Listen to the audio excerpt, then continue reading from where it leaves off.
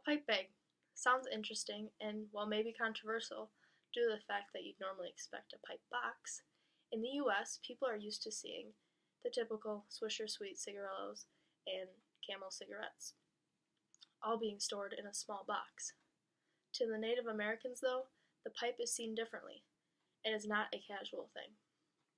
In fact, my great-great-grandfather was friends with a group of Native Americans in northern Wisconsin. He wrote several stories in his interactions with them, but after his passing, these writings were lost.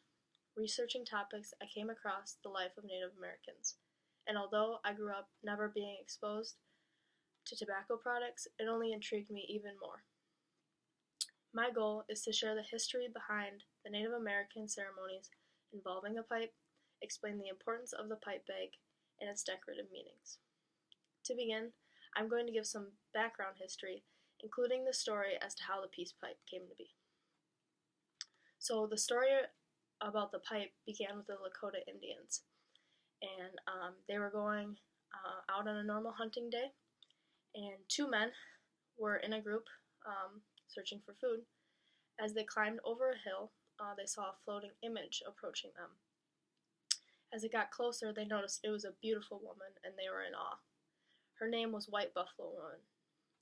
She told the men to tell their tribe to prepare for her coming that night. The men hurried back to their camp, and that evening around the fire she reappeared. She shared how both men and women were important to the success of a Native American tribe. When she had appeared that night, she also was carrying a bundle, and after her conversation with them, she revealed what was inside, and it was the peace pipe, wrapped in a beautiful bag. She then went on to share how a peace pipe ceremony would occur, how to fill it with the tobacco, which directions they were to stand, and how it was to be passed around. Continuing on, there's two pieces of the pipe. There's the stem and the bowl, and these do not meet until the ceremony begins. A traditional peace pipe ceremony would begin with the chief connecting the two pieces, and in his left hand he would hold the bowl, and in his right he would hold the stem. He would then start by facing east, and then south, west, and north in that direction. This would be to recognize different colors and the spirits that they represent. He would then add a pinch of tobacco, light the pipe, and pass it around in that same direction, east, south, west, and then north. As it's being passed, individuals of the tribe are allowed to say a prayer, which is at their discretion. So all because of the Lakota Indians and the story and experience that they have witnessed is why the ceremonies exist today for all Native Americans. Knowing what you now know about the history of the pipe, as well as who participated in these ceremonies, I'm now going to share the importance of the pipe bag. So there's extremely strict rituals as to what's to occur. It begins with when the two pieces meet, the stem and the bowl. These two only meet during the beginning of the ceremony. As said by Barefoot Windwalker in his article, The Native American Chinoopa, the Sacred Pipe, which I researched, he says the typical pipe pouch has separate compartments for the pipe and the stem, so that they do not touch when being used in ritual ceremony. So when the two pieces do meet, it is considered very sacred to them. Regarding the care, to begin, the men and women both have a role. The men make the stem and the bowl, but the women get to make the pipe bag and design it.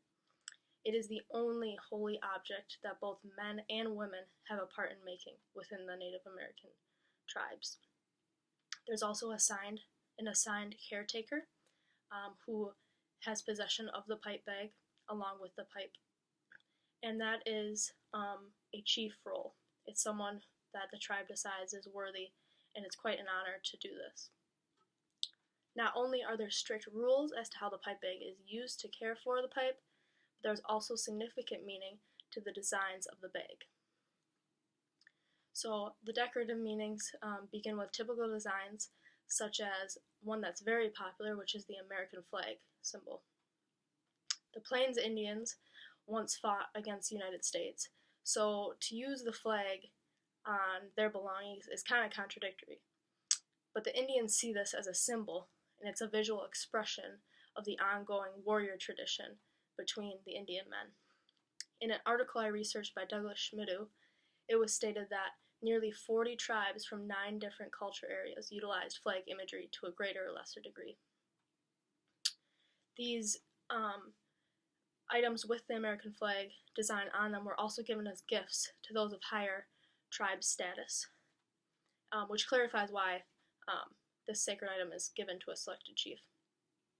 So like I said, the women's role is to design the bag, and one way they did this was using porcupine quills. The Lakota preferred this quill embroidery and doing it in berry colors, using raspberries and blackberries to dye their quills. The Cheyenne tribe favored stripes. The Crow tribe also favored stripes, but they liked to use beading, and beading came into play once the Europeans came into the U.S. and then made peace with the Native Americans, resulting in trading.